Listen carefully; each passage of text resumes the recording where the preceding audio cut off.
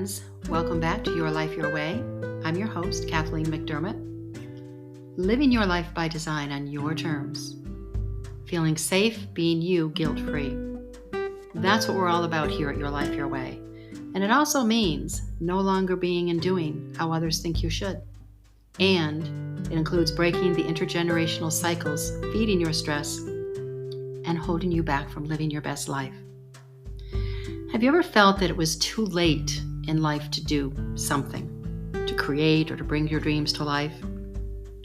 My guest today is Susan Glenney, author of 16 Men and The Bowtie.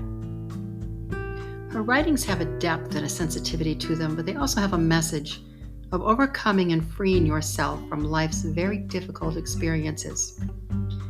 I thank you so much for being a member of the community and for joining us today. And here's Susan.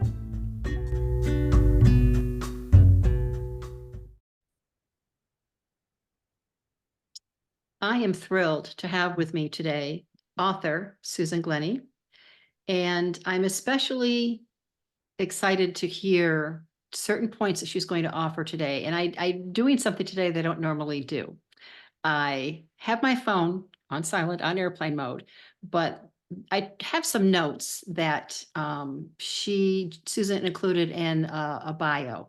And I think what I'm noting in there is important for all of us as women to really hear what she has to say and how she says it. But Susan is an author, and my excitement is that your first book wasn't published until you were 61. Correct.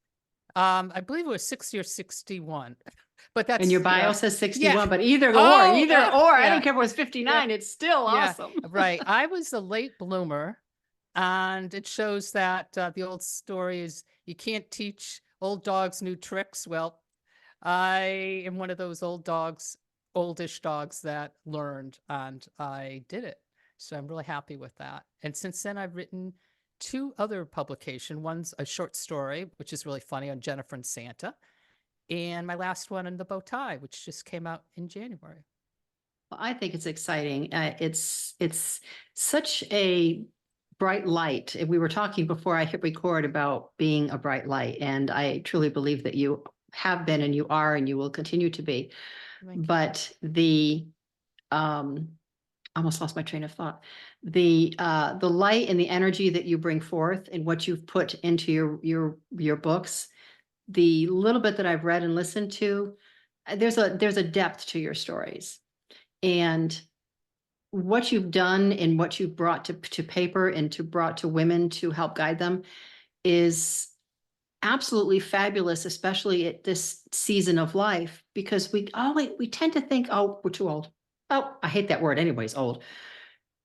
Old should be applied only to the hamburger you've left or the vegetables you've left in the refrigerator. They've gotten old and they're rotted, but we age beautifully. We age gracefully.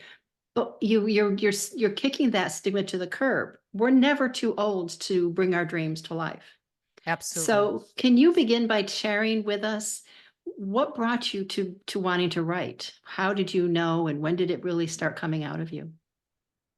Well, it's interesting. I think I started writing about outdoors in nature. And I just love outdoors in nature. It was always a safe space for me. And even now, I feel very grounded. So I'd write about seasons and outdoors, and that almost like poetry. And then later in life, I was very interested in photography. So I really went into that as opposed to writing. Then I merged the two, and I did both photography and writing. So it was more visual that I was in the photography that did well, but my heart kept saying, you got to write, and I ignored it. I ignored my heart. And the advice I give to everybody is don't ignore your heart, because it tells you the truth. And I ignored it. It was really pounding. And it said, you've got to start writing these short stories. You've got to. And I did. And what I did is I gave it to an editor, these short stories, and she said, they're flat. They're not developed. Something's missing. You've got to go back.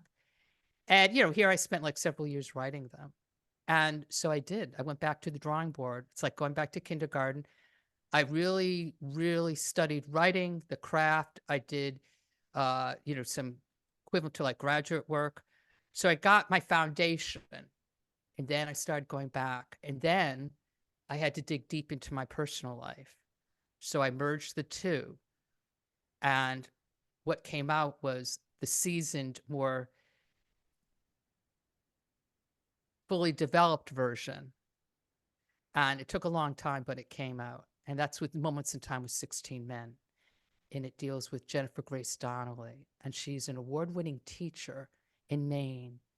And at the height of her teaching career, she has to suddenly leave because she gets these horrific flashbacks of her past, and she doesn't know what's going on. So she leaves teaching, and she has to piece her past together, and it takes years with all the trauma, and she does it. So the book is about her piecing her life together and using tools from herself and just other people in her life and things like breathing. And then it's also about these 16 men that are in her life from infancy on that have had a moment with her. And when I say to people, oh, Moments in Time with 16 Men, they think, wow, she was a busy gal, as if it's like it was all intimate relationships. And no, it's sort of like if you're on a plane and you talk to someone for maybe an hour, that person can have a lifelong effect on you. Mm. You may not know it then, but you might know it 2 years from now. So these 16 men are people she's known for maybe 2 or 3 days, or she's known her life. And that's the way it really is in life, is that if you're open, you receive these great and not so great things from people, and they can have effect on you, whether you've seen them or talked to them for maybe a few hours or your life. So that's what I have. It's a parallel with these 16 men, the good, bad, and ugly, as well as Jennifer's journey on healing herself and how these men had a great impact on her. Well said. And it is true. I don't think we often really grasp that person that's only crossing our path for what seems like a moment can have an effect.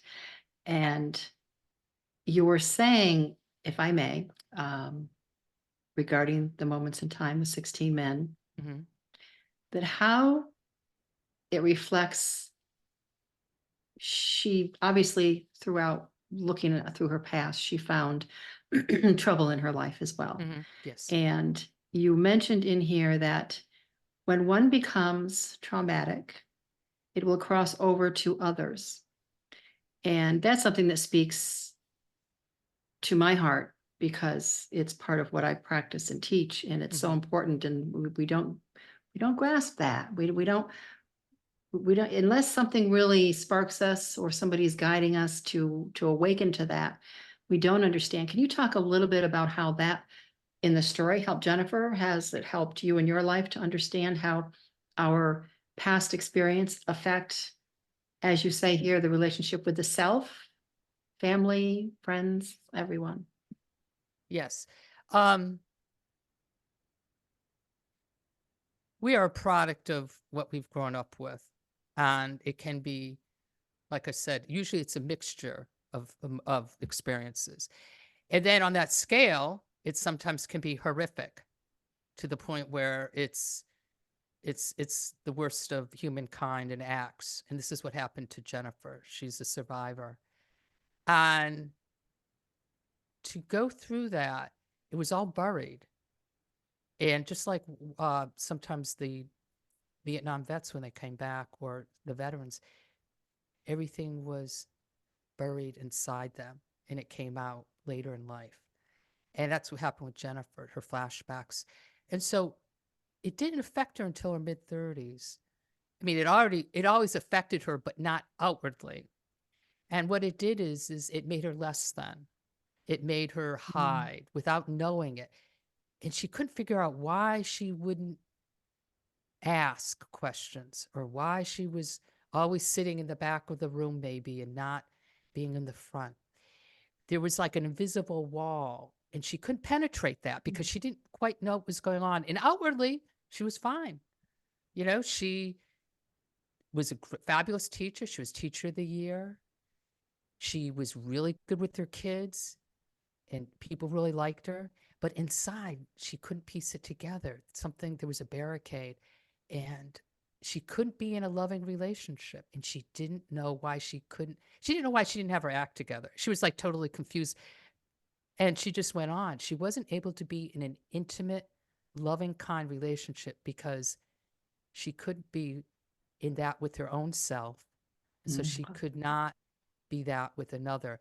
So really what I've learned and what Jennifer's learned in life is that you've got to really love yourself.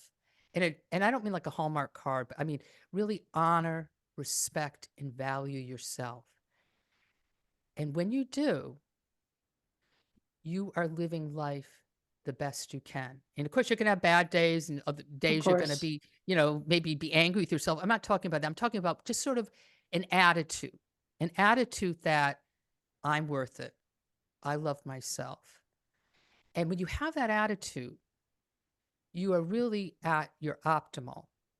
And also, it's healing for yourself, and then it's healing for the world because you're present.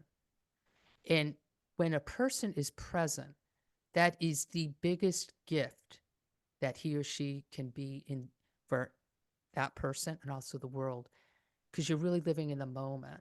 You're not living in the past, and you're not living in the future. And so it took her decades, but that's what she learned. Number one is to acknowledge the pain, what she's going through, and get help and take the action steps. But even when you take the action steps, it took her decades to figure out she's got to love herself. And she does. She learns to love herself and respect herself, and her life just blossoms. And she gets in a very kind relationship with another man. But I don't want to give that away. But, it has a happy ending. We don't want to give the whole story away. No. There was so much in depth, and you want readers to read your books. And we're going to go talk a little bit about the bow tie next. So I will come back to that question because I think that's also important, because I'm not going to share what you shared here because I'd rather have you say it as to why you want women to read your books. But tell us a little bit about the bow tie. How did you go from 16 Men to the bow tie? I went to the bow tie again. I get my best ideas, like I said earlier, when I'm outdoors. It's my safe space, and it's my religion, being outdoors. And so when I meditate at home and I wake up at maybe 4 in the morning, or else I'm outdoors, I get these ideas. And one of them says, you gotta do a spinoff. You gotta do, that chapter on one of the chapters in the characters in the Moments in Time with 16 and do a spinoff on it. And I said, no. And I said, and then the heart hears me heart again. It's pounding. It's like, Yeah. yes. Shouting loudly. Yeah. And I said, no. And they go, yes. So it was like I'm battling it, And finally, I listened to the heart reluctantly. My ego wants to sometimes shut it down. And I did. And it's my best work. And the people who read it, I've gotten just marvelous reviews. People who've gone through trauma or something, they go, oh my God. And it makes me really happy that I'm helping other people out there. And the thing is with the bow tie is, it delves deeply into the process of trauma and how Jennifer heals. And unlike a lot of like books or movies, what we see is like the beginning. Like we may see the person in the situation when it happened. Let's say it was a car wreck. You see the accident. Okay, let's say someone's in a car wreck and they're in the hospital. And then they kind of go maybe a year or two later, 10 years later, and you see the aftermath. But seldom do you see the step-by-step process of what someone goes through when they are going to healing and trauma. True. And this is what the book is about. It's the step-by-step, so you really understand the healing process and the tools involved. And what I did purposely in both the Moments in Time with 16 Men and the bow tie is I have two people with the same symptoms of being survivors, and they deal with it on a different path. And they use different tools. So even today, we have all these tools we can use, something on TikTok or something in the newspaper, or, well, I still read the newspaper, but, on TV, or it's something your friends recommend. And there's so much out there. It can get a little confusing, but it's really important to first acknowledge that something's not right, and then to seek help from someone, just one person. And they say it takes a village to, raise a child, and that's great, but we don't always have a village. And it's just one person. It's like one person can devastate your life, as well as one person can make it open the door and make it better. So it's the flip side of the scale. One person that you can talk to, and then you get help, and you do it one step at a time. And you've got to be patient with yourself. In our society, particularly in American society, we still want the quick fix. We don't go through the process. And I finally have learned in life is a process.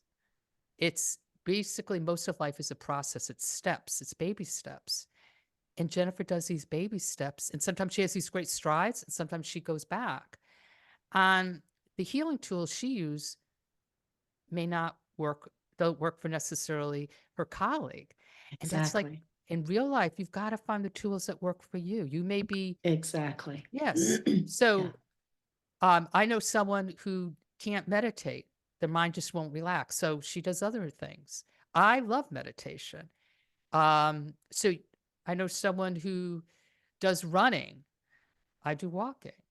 And you've got to find out what works for you. And what works for you Exactly. now may not work for you in 3 years. So it's a constant, like, fine tuning. Like, you get your car tuned up, maybe once or twice a year. It's like you got to kind of fine tune your heart and your mind and see what's working. And step by step, gather the tools, one or two at a time. Don't overwhelm yourself, and just start, and be loving and kind to yourself, and give yourself a hug. Give yourself a hug when you do something, even if it's small. Appreciate yourself. And that's going to reward yourself to go further along. And if you screw up for a day or a week, fine. But when you can, get back on the horse, as they say. Excuse me. But I did have a passage, if I could read. I was From just the going to Bowtie. ask, yes, Oh, please okay. share with us. Well, one of the things is in the Bowtie, and also in Moments in Time with 16 Men, Jennifer works at a card shop, and her colleague is also a survivor, like I said, and they both go on different paths, but they are so supportive of each other. And this woman, Alicia, is the one who really, really is the one person that gets her on the right track at the beginnings. And one time, Jennifer asks Alicia, "Do you believe in forgiveness?" And Alicia goes, in a short version, "No, I can't do it. I won't do that for my stepfather." And Jennifer says, "Oh, well, for me, I'm starting to do it, and it's really working." And it just shows how, we have different ways of doing it. And Alicia, like, suggested to Jennifer, "Well, I love getting massages. How about getting a massage?" And Jennifer goes, "No, I don't want anybody to touch me." So again, what works for one person doesn't work for another. But Jennifer really works on forgiveness work. And I want to read you a passage about that. And this is in the Bowtie. It was golden hour as Jennifer, back in Portland, this is Portland, Maine, parked her car near a grassy spot overlooking the Atlantic. She spread out her favorite blue blanket and opened her craft box. Inside were dozens of origami swans she made from the unmailed forgiveness letters that she'd written to her father, uncle, and mother. There was also one paper boat in which she placed the bow tie. The tide was going out as she walked down to the ocean with her box of swans. She stood knee-deep in the water and gazed out at the brilliant blue horizon. She thought about what a peaceful evening it was, and she felt grateful. She thought about how far she'd come and how thankful she was to be alive. Gazing down at her box of paper swans, she remembered the day, now years in the past, when she'd made them with her students, telling the kids never to forget how much they mattered. At last, she was learning to listen to herself. Tears spilt down Jennifer's face as she dropped the birds in the water one by one. The boat containing the bow tie followed last. She gave it a little push. Jennifer watched her pain, transformed into art, float toward the horizon. Taking a deep, shuddering breath, she inhaled the salty ocean air, and her face broke involuntarily into a smile, a real smile, full of joy and peace for no one but herself in the vast open ocean. And these are, if you're in the visual, Mhm. these are the swans she made, kind of like that. They're cranes. Beautiful. You know, and it is, you're telling it that's you're talking about two different paths that you can take. She chose to do the swans and the bow tie into the ocean to release. Yes. And I'm sure you know of the write it on a piece of paper and then put the paper into fire, which Yes. is releasing. So Yeah. there's so many different ways. And if one doesn't serve, there is one that will. It's just a matter of seeking and trying. Absolutely. Absolutely. Why, why do you think it is that the wounds carry over from one generation to the next? I don't have an answer to that. I wish I did. I think they're doing a lot of studies in that. I think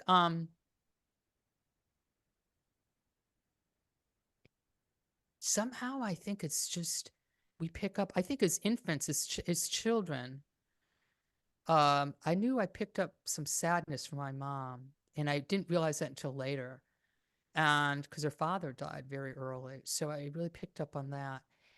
I think that when people don't heal their wounds, somehow it is transferred to the next generation, and that next generation picks up the Definitely. vibration. I don't really have any knowledge of that, but I've read quite a bit about that. So when you heal yourself and your wounds, you're not carrying it forth. You're stopping, you're putting the brakes Yeah. on it so that you're giving a clean slate to your I call it children. building a new legacy. Yes, exactly. You're creating a new legacy. Mhm. Right. And so it's very important because again, when you heal yourself, you're healing your you're helping heal your family and the world. Exactly. Exactly. What do you want women to take away from reading your books? What is most important to you? To really believe in yourself and know that you're worthy of your talents, and to really listen to your heart. I think we live on such an autopilot society, and we're always in, I think lately we're in more reactionary mode. And if you could just take some moments each day, and no matter how it is, you have to pencil it in or write it down, and just be quiet and listen to yourself, because that's going to really direct you to your greatest good. And if you want peace and joy in your life, I'm telling you, it's not out there. It's Exactly. never, ever, ever out there. If it Exactly. is, it's only momentary. Your peace and your joy is always starts finding it within you. And it takes work. There's no doubt about it. It's not a quick fix. But when you have it, what it does is it gives you a foundation. It gives you like, it's like a heart that has it really, it's almost like an anchor of a boat, but it's your heart. It really grounds me. And my book shows you tools regardless of how your life is going. Even if you're in the real functioning, pretty optimal phase, you can still learn tools, because down the road, there's always going to be bumps. And my biggest tool for everybody on this planet Earth is breath work, to breathe. Yes. And you can do that anywhere. Yes, you You can can. do, yep, you can. For example, before we did the podcast today, I did some little prayer work. I did breath work, but it's just like, breathe in.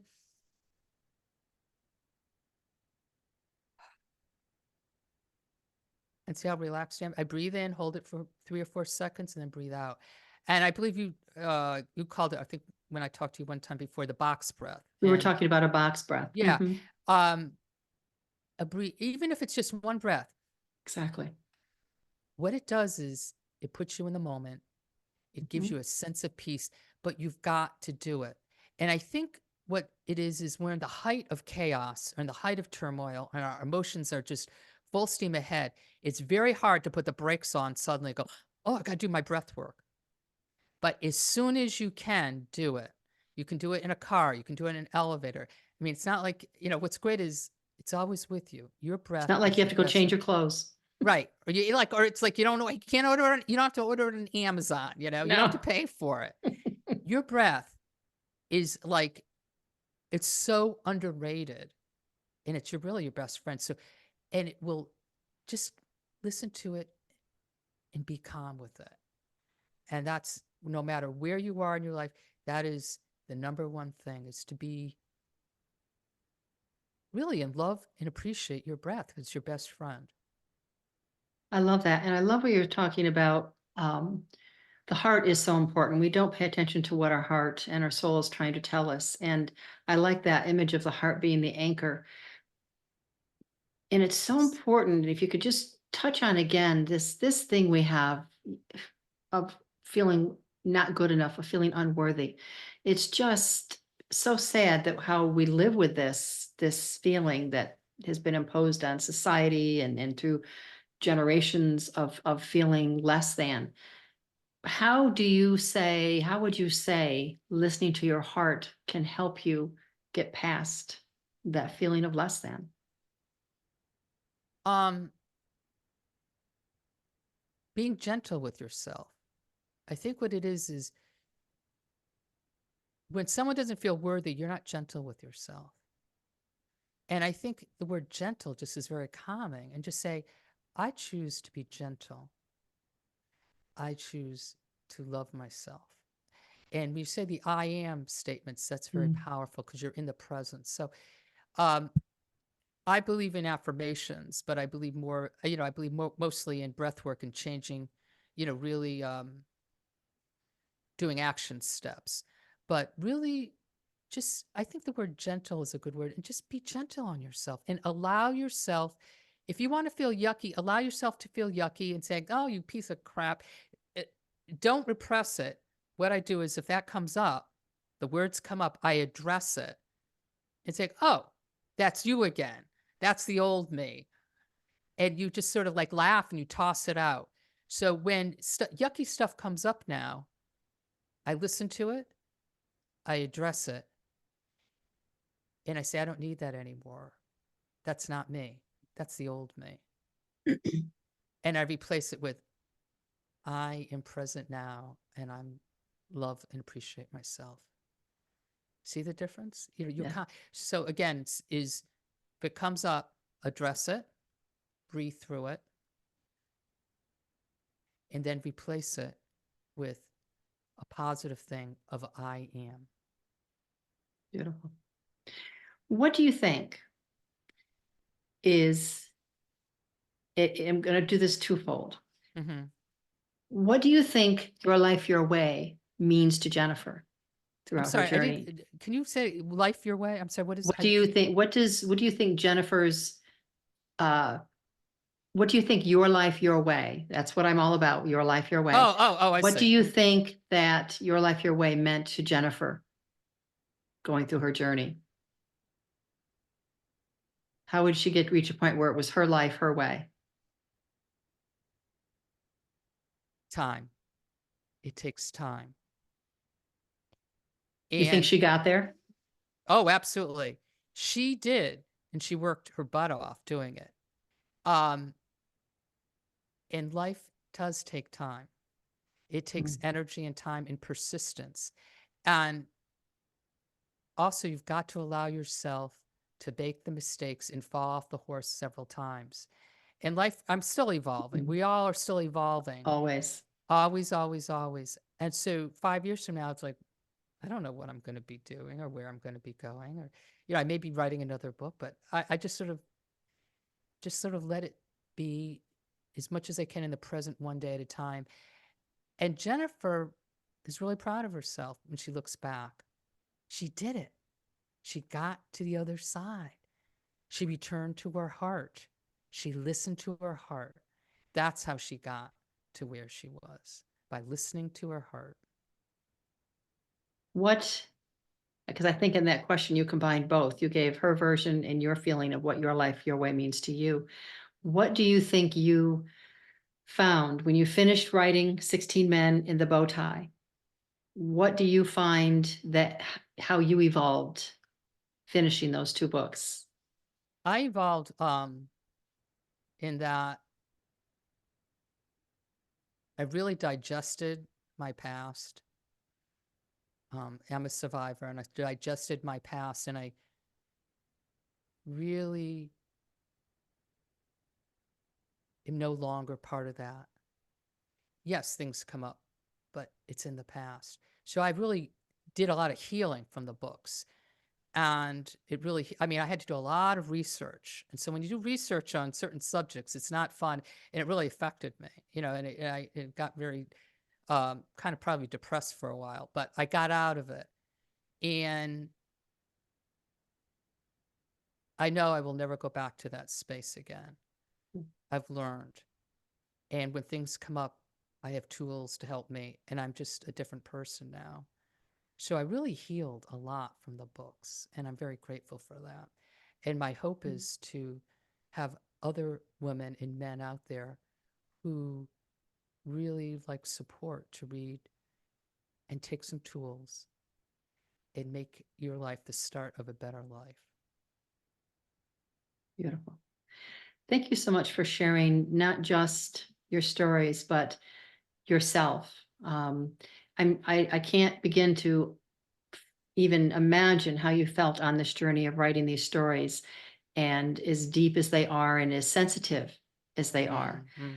So number one, I appreciate that very much, what you're giving to other women to, like I said, you're a light. You're a light for them to find their way, and that's a beautiful thing.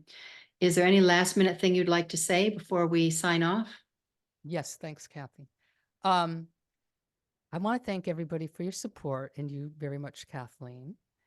And you can go to susanglenney.com/newsletter, and you get a free chapter for Moments in Time with 16 Men. And then you can also go to Amazon and get my books there. And a percentage of each book sold goes to the New Horizons Domestic Violence Services in Middlesex County, Connecticut. So I want to thank you all very much for listening and for your support. Thank you, Susan. And I thank everyone for being here with us today. And this is a very important topic. Please look into and purchase and read Susan's books. Please feel free to reach out to her. I will have her information in the show notes.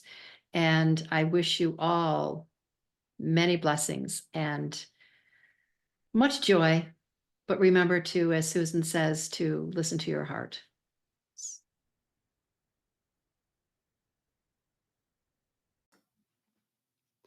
I thank you for joining us today. I hope you found the episode inspiring. If there is someone else that you think might enjoy this episode with Susan, please don't hesitate to share and ask them to check it out. If you can find it in your heart to leave a review and to maybe give some stars, it really does help the podcast to grow. And the more women we reach, the more women we can help find their way in their life, their way. So again, I appreciate you, and I'm grateful for you being a part of this community. Please feel free to reach out to Susan.